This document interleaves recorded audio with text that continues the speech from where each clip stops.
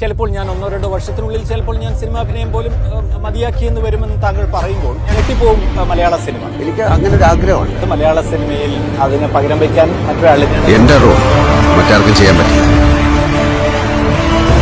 Interview നടക്കുന്ന കാലഘട്ടത്തിൽ ആ തോള് ചാഞ്ഞു കിടക്കുന്നതിൽ തന്നെ എനിക്കൊരു ചന്തം തോന്നി. മോഹൻലാലിന് ശത്രുക്കളില്ല, അഹങ്കാരി എന്ന പേര്.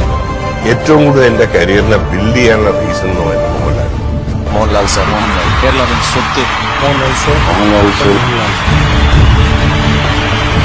അവർ നടന്നാൽ അഴക്, സിരിച്ചാൽ അഴക്, അഴുതാൽ അഴക്, മീശയെ മുറുക്കിനാൽ അഴക്.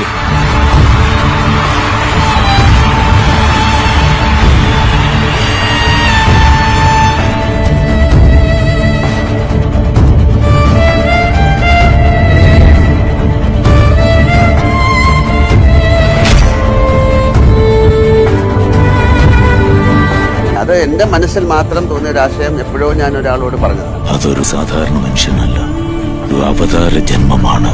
അവനെ ആർക്കും തടയാൻ പറ്റില്ല. ഞാൻ വരും, ഞാൻ അവരുടെ ഒരേ ഒരു രാജാവായിരുന്നു എന്ന്.